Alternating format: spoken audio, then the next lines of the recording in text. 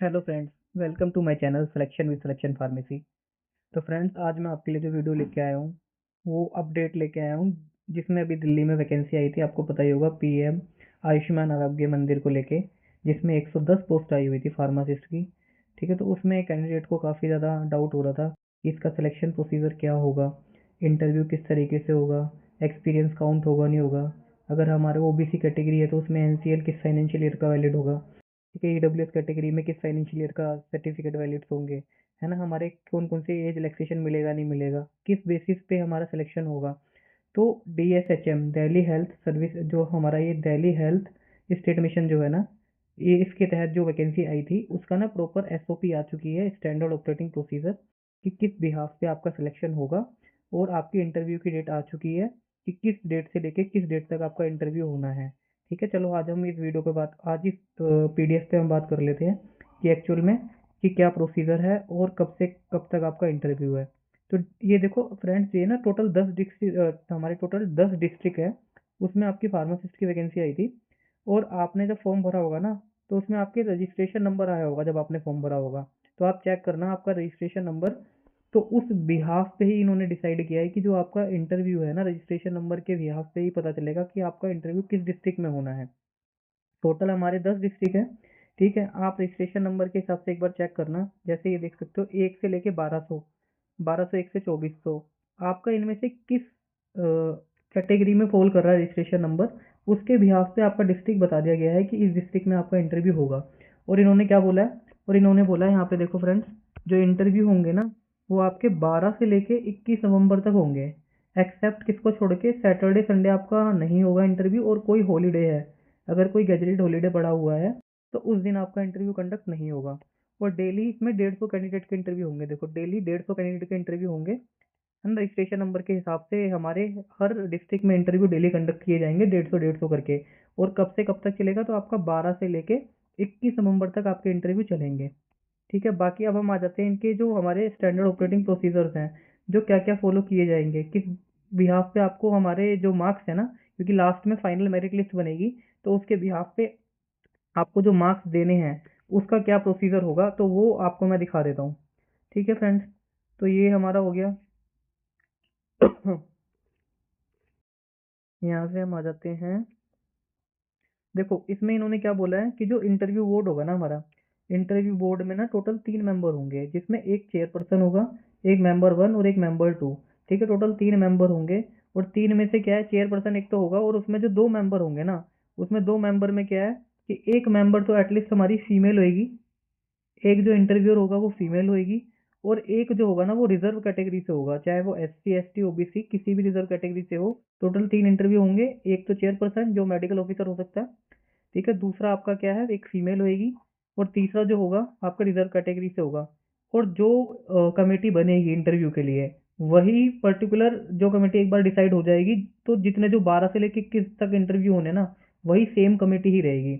और इसमें इन्होंने क्या बोला है, इसमें ना 2 कमेटियां बनेंगी जब आप इंटरव्यू कराने जाओगे ना, तो इसमें 2 इंटरव्यू कमेटी बनेंगी 3-3 मेंबर की, और वो डेली 150 इंटरव्यू कंडक्ट करवाएगी। ठीक है, और इसमें इन्होंने क्या लिखा है, जो मेन मेन हाईलाइटेड चीज़ें मैं वो बता देता हूँ। आपका इंटरव्यू होने से पहले ना, इंटरव्यू होने से पहले आपके जो डॉक्यूमेंट वेरिफिकेशन होगी, आपके सारे के सारे डॉक्यूमेंट चेक किए जाएंगे। ठीक है, अगर आपके डॉक्यूमेंट वैलिड होंगे तो उसी के बाद आपको इंटरव्यू का मौका मिलेगा। अगर आपके डॉक्यूमेंट वैलिड नहीं है, ठीक है, तो फिर आप इंटरव्यू देने के लिए एलिजिबल नहीं होंगे। और अगर मैं बात कर लेता हूँ, ओबीसी कैंडिडेट है और ईडब्ल्यूएस कैटेगरी का कैंडिडेट है, क्योंकि हमारे को पता है कि जो इसकी लास्ट डेट थी ना इंटरव्यू के लिए, जब ये निकली थी वैकेंसी, तो 20 सितंबर थी। ठीक है, तो इन्होंने डिसाइड कर रखा है, देखो ये रहा फ्रेंड, 20 सितंबर। तो फाइनेंशियल ईयर के लिए अगर मैं बात करूँ, एनसीएल, अगर आप ओबीसी कैंडिडेट हो तो आपको पता है एनसीएल बनवाना पड़ता है। तो एनसीएल जो आपका वैलिड होगा वो 2025-26 का वैलिड होगा फाइनेंशियल ईयर के लिए। सिमिलरली ईडब्ल्यूएस सर्टिफिकेट भी। और बाकी जो अदर डॉक्यूमेंट हैं, वो अदर डॉक्यूमेंट जो है ना, वो आपकी जो कट ऑफ डेट है 20 सितंबर 2025 से पहले के होने चाहिए। ठीक है, एनसीएल सर्टिफिकेट और ईडब्ल्यूएस सर्टिफिकेट जो आपके है फाइनेंशियल ईयर, वो 25-26 के चल जाएंगे। और बाकी के जो डॉक्यूमेंट्स हैं वो 20 सितंबर से पहले के होने चाहिए। वही डॉक्यूमेंट आपके चेक करने के बाद, आपकी क्वालिफिकेशन, अदर जो आपकी कैटेगरी डॉक्यूमेंट्स हैं, ठीक है, रजिस्ट्रेशन सर्टिफिकेट वगैरह चेक करने के बाद, जब सारे आपको एकदम करेक्ट माने, मतलब एकदम करेक्ट होंगे, तो उसी के बाद आपको डॉक्यूमेंट वेरिफिकेशन करने के बाद ही इंटरव्यू का मौका मिलेगा। ठीक है, अब आ जाते हैं हम एक्चुअल में स्टैंडर्ड ऑपरेटिंग प्रोसीजर क्या होगा इंटरव्यू का, देखो किस बिहाफ पे। तो इसमें हमारे ये 4 पैरामीटर इन्होंने यूज़ करे हैं। 4 पैरामीटर कौन-कौन से हैं? पहला है आपका एजुकेशन क्वालिफ़िकेशन, ठीक है? हमें पता ही है एजुकेशन क्वालिफ़िकेशन क्या थी, कि या तो डिग्री होनी चाहिए आप, या फिर 10+2 विद पीसीबी होना चाहिए आपके पास, और डिप्लोमा होना चाहिए। ये इनकी मिनिमम क्वालिफ़िकेशन थी। तो इसके बेस पे आपका क्या 50 नंबर डिसाइड किए गए हैं। 50 नंबर का क्या है? और बेस्ड ऑन परसेंटेज मार्क और CGPA in qualifying exam on pro रेटा बेसिस। देखो प्रो रेटा बेसिस का मतलब क्या होता है, मैं आपको बताऊं कि अगर सीजीपीए या हर परसेंटेज कुछ भी कह सकते हो आप, मान के चलो अगर किसी कैंडिडेट 100% है ना, अगर उसके मार्क्स अपने डिप्लोमा में या डिग्री में, टोटल एग्रीगेट की मैं बात कर रहा हूँ, अगर 100% है तो उसको काउंट किया जाएगा 50 मार्क्स।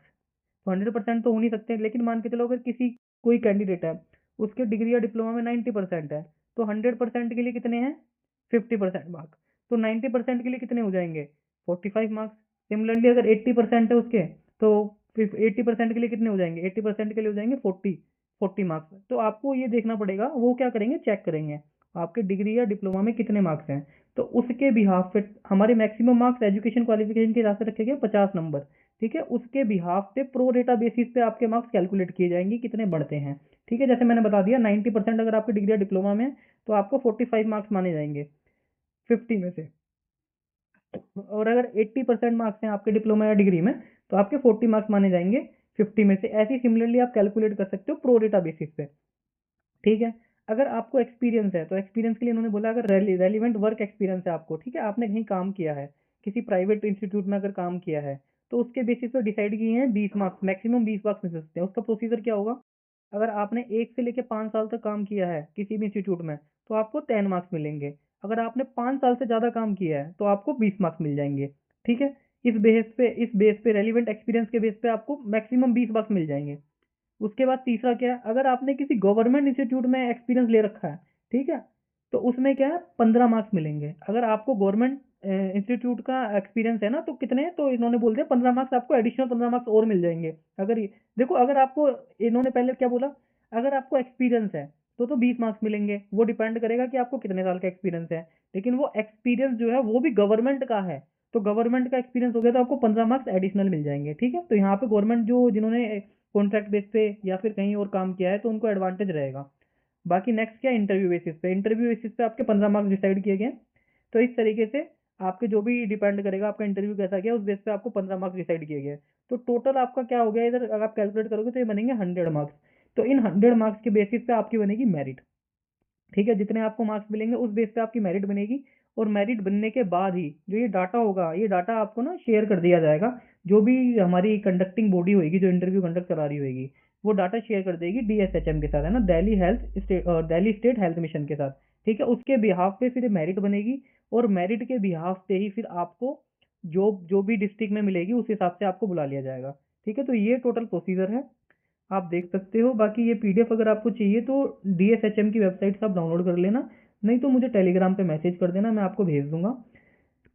और ये देखो ये फ्रेंड्स, जो ये पीडीएफ है ना, इसमें ये डिटेल है, ये जो कंडक्टिंग बॉडी होगी वो ये भर के देगी कि आपका सीरियल नंबर क्या है, रजिस्ट्रेशन नंबर क्या, नेम क्या, कैटेगरी किससे बिलोंग करते हो, इंटरव्यू में कितने मार्क्स मिले हैं आपको, आपको एक्सपीरियंस कितना था, कहाँ का एक्सपीरियंस था। तो ये आपको पोजीशन जो है ना, ये भर के जो कंडक्टिंग बॉडी होगी ये फॉरवर्ड कर देगी आगे, ठीक है? ताकि ट्रांसपेरेंसी बनी रहे, ठीक है?